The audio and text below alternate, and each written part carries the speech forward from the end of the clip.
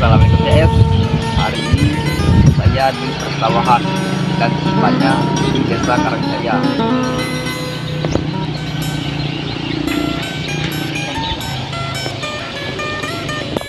Hamparan sawah yang hijau dan subur menjadi pemandangan ikoni yang menggambarkan kehidupan agraris masyarakat pedesaan. Di balik keindahan alamnya, persawahan juga menyimpan cerita tentang kerja keras petani, tentang yang dihadapi, dan hasil panen yang menjadi rezeki bagi banyak orang. Persawahan bukan hanya sekedar lahan pertanian, tapi juga merupakan bagian dari budaya dan tradisi masyarakat.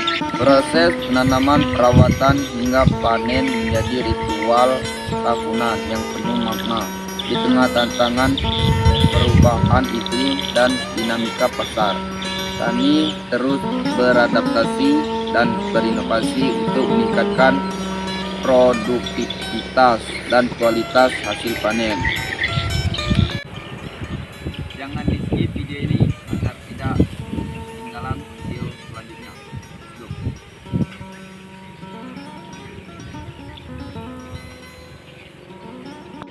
Dan saya sudah ada di TKP dan lebih tepatnya di persawahan Desa Karangjaya.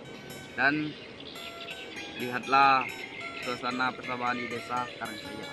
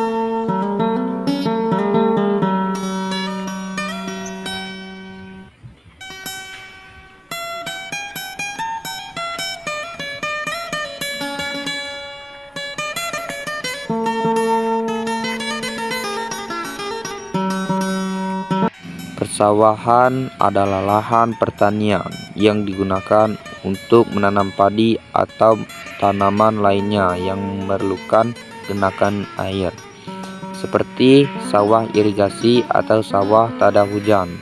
Contoh persawahan antara lain: 1. Sawah irigasi, sawah yang menggunakan sistem irigasi untuk mengalirkan air ke lahan pertanian. 2. Sawah tada hujan, sawah yang mengandalkan air hujan sebagai sumber air utama. 3. Sawah terasering, sawah yang dibangun di lereng bukit atau gunung dengan sistem terasering untuk mengoptimalkan lahan pertanian. Persawahan biasanya memiliki karakteristik seperti lahan yang datar atau terasering, sistem irigasi yang baik, tanah yang subur dan cocok. Ada contoh pengolahan sawah antara lain: 1. Pengolahan tanah, membersihkan lahan dari gulma, sisa tanaman sebelumnya, dan material lainnya. Kemudian tanah diolah dengan traktor atau bajak sawah untuk membuatnya menjadi gembur dan siap tanam. Penanaman, benih padi yang telah disiapkan direndam dan kemudian tanam di sawah yang telah diolah. Penanaman bisa dilakukan secara manual atau dengan sistem tanam. Pengairan, sawah perlu diairi secara teratur untuk menjaga kelembapan tanah dan mendukung pertumbuhan tanaman. Sistem irigasi digunakan untuk mengalirkan air ke sawah. Pemupukan, pupuk diberikan untuk menyuburkan tanah dan meningkatkan hasil panen. Pupuk bisa berupa pupuk kimia atau pupuk organik. pengendalian hama dan penyakit. Pengendalian hama dan penyakit dilakukan untuk mencegah kerusakan tanaman.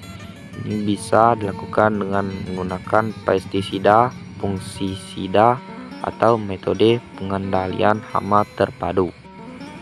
Panen. Setelah tanaman padi matang, dilakukan proses panen dengan menggunakan mesin panen atau secara manual dengan sabit. Pengeringan dan pengalian.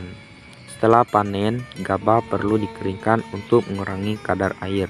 Kemudian gabah digiling untuk menghasilkan beras. Contoh teknologi yang digunakan dalam pengolahan sawah.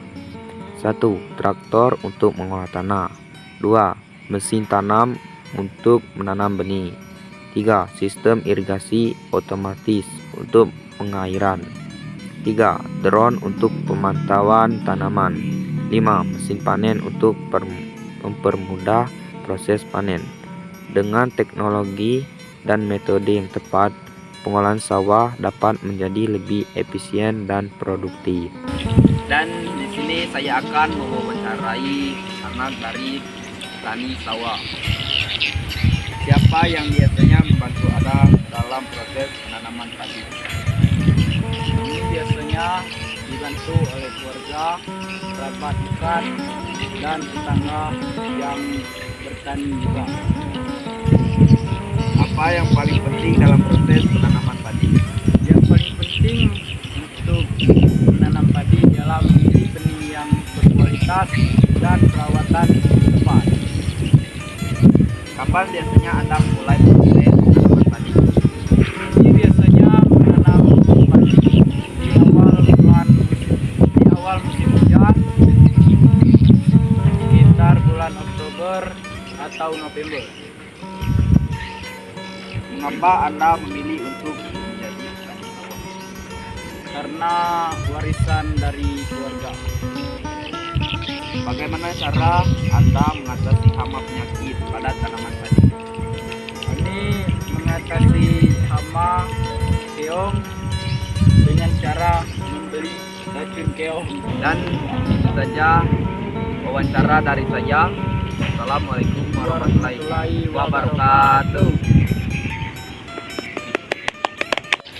Mungkin itu saja yang saya sampaikan. Jangan lupa like, komen, dan subscribe.